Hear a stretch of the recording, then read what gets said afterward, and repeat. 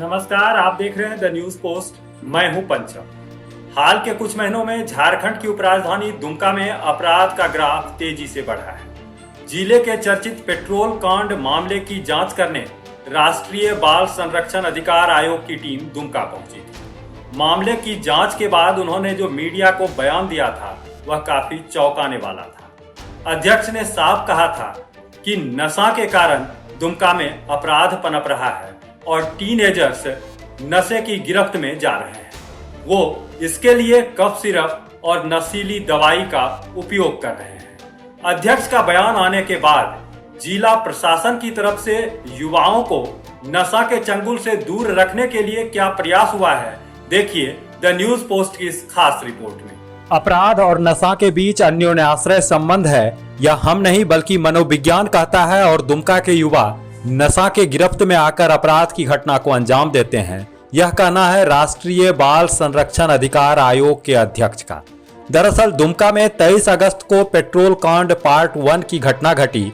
28 अगस्त को पीड़िता की मौत के बाद मामले की जांच करने राष्ट्रीय बाल संरक्षण अधिकार आयोग की टीम 5 सितंबर को दुमका पहुंची। मीडिया से बात करते हुए उन्होंने कहा था कि दुमका के युवा नशा के गिरफ्त में आ रहे हैं। उन्होंने कहा था कि इसके लिए युवा कफ सिरप और दवाई का उपयोग करते हैं। शैक्षणिक संस्थानों के आसपास इस तरह की सामग्री की बिक्री हो रही है और जिला प्रशासन इसे रोकने में विफल साबित हो रहा है। क्या कहा था अध्यक्ष ने, पहले वो सुनिए। हमको ये जानकारी मिली है कि गर्ल्स स्कूल के आसपास शोहदे खड़े होते हैं, लड़कियों को आने जाने में परेशान करते हैं। हमने उस मामले के लिए बोला है कि इस सारी चीज़ों को प्रशासनिक पुलिस की व्यवस्था को दुरुस्त करके ठीक किया जाए। हमको ये भी जानकारी मिली कि युवा अवस्था के लड़के, खासतौर पर एडोलेसेंट लड़के, नशे का सेवन यहाँ पे भारी मात्रा में करते हैं। कफ सिरप्स के रूप में हमने निर्देशित किया है डीएम को कि 133 सीआरपीसी के आदेश देके ऐसी सभी दवा दुकानें जहाँ पे नशे का सामान मिलता है उनके ऊपर सीसीटीवी की निगरानी करवाई जाए। हमने ये भी बोला है कि स्कूलों के आसपास से पान, बीड़ी, गुटखा, सिगरेट की, तंबाकू की दुकानें जहां सौदागिर्दी होती है उनको हटाया जाए और एक विस्तृत जांच रिपोर्ट की हम अब डिमांड करेंगे इन बाकी पहलुओं पर। राष्ट्रीय बाल संरक्षण अधिकार आयोग के अध्यक्ष के इस बयान के बाद जिला प्रशासन हरकत में आई। एसडीओ के स्तर से एक आदेश निर्गत किया गया था जिसमें कहा गया था कि मेडिकल स्टोर संचालकों को इस तरह की दवाई की बिक्री के लिए एक रजिस्टर मेंटेन करना होगा। जिला प्रशासन समय समय पर इसकी जांच करेगी। क्या कहना है आदेश के बाबत एसडीओ महेश्वर महतो का, वो भी सुनिए। उसके लिए भी जितने भी हमारे दुमका जिले के जो ड्रग डीलर हैं उन लोगों को सबको मेरी तरफ से धारा 133 के तहत सबको नोटिस दिया गया है और ये कहा गया है कि जो भी व्यक्ति इस तरह के दवाइयों का विक्रय कर रहे हैं वो अपने दुकान में एक पंजी का भी संधारण करेंगे और उस पंजी में उनका नाम, पता, जो भी खरीद रहे हैं उन लोगों का जरूर अवश्य रखें, जिससे कि ये हम लोग पता कर सकें कि कौन से व्यक्ति कोई इसका नशा के रूप में यूज करने के लिए तो उपयोग नहीं कर रहे हैं। तो सर काफ़ी ऐसे भी मतलब कि खुले में बाजार में भी बिक रहा है, तो इसके लिए क्या? जो भी ड्रग डीलर के अलावे अगर कोई बेच रहे हैं तो वो तो ऐसे ही आपको जो है वो अवैध है और इलीगल है। उस पर जो है हम लोग माने जो लीगल एक्शन है वो लेंगे और ऐसे लोगों को हम लोग छोड़ेंगे नहीं, हम लोग उस पर भी एक्शन जरूर लेंगे। सर आपके नोटिस के बाद भी अगर दवा दुकानदार इस तरह का संधारण नहीं करते हैं फाइल का, तब क्या? तो उन लोगों के विरोध भी धारा 133 के तहत जो है वो कार्रवाई की जाएगी। जिला प्रशासन के इस आदेश का जिला केमिस्ट एंड ड्रगिस्ट एसोसिएशन द्वारा स्वागत किया गया था। एसोसिएशन के अध्यक्ष ने स्पष्ट कहा कि गलत करने वालों के खिलाफ कड़ी कार्रवाई होनी चाहिए। 2 दिन पहले ही मुझे माननीय अनुमंडल पदाधिकारी का पत्र प्राप्त हुआ है और हमने इसमें त्वरित कार्रवाई करते हुए सभी दुकानदारों को सूचित भी कर दिया है।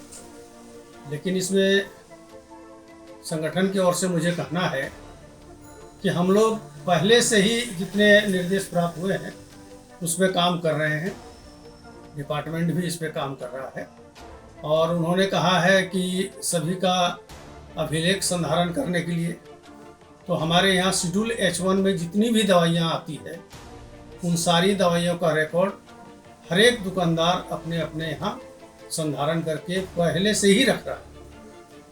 इसमें ऐसी कोई नई निर्देश मुझे नहीं मिली है, लेकिन मैं फिर भी अपने दुकानदारों को आगाह किया कि अगर कोई दुकानदार इसमें कोताही भी करते हैं तो कृपया कोताही ना करें, उसे प्राथमिकता देते हुए एक एक टेबलेट का हिसाब अपने दुकान में रखें। उसमें कफ सिरप के बारे में जो आया है उसमें मुझे कहना है कि सभी कफ सिरप जो है नशा युक्त नहीं है। उसमें कुछ कफ सिरप जिसमें कोडिन मिली हुई रहती है, सिर्फ उसे ही शेड्यूल H1 के तहत लाया गया है और उसके बिक्री में जो सिस्टम है वो शेड्यूल H1 के तहत जो दवा आती है उसे परचेज करना है, रखना है और डॉक्टर के प्रिस्क्रिप्शन में ही देना है।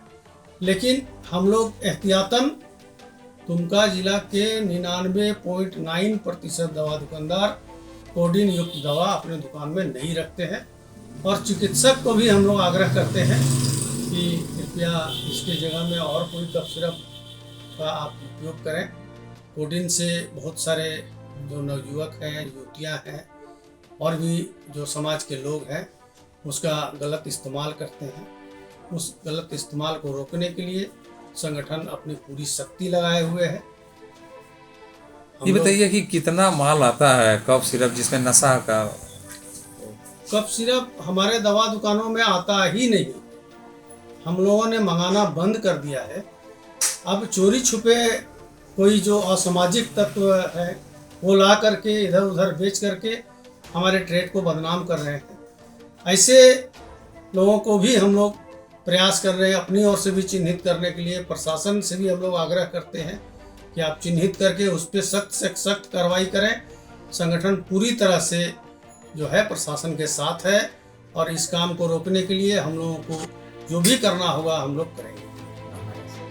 जिला प्रशासन की ओर से आदेश निर्गत हुआ और निश्चित रूप से मेडिकल स्टोर संचालकों को आदेश के बाबत नोटिस थमाया गया होगा, लेकिन उस आदेश का कितना पालन हुआ, उस पर जिला प्रशासन की क्या कार्रवाई हुई, इस बाबत जिला प्रशासन की ओर से अभी तक कोई भी जानकारी प्राप्त नहीं हो पाई है।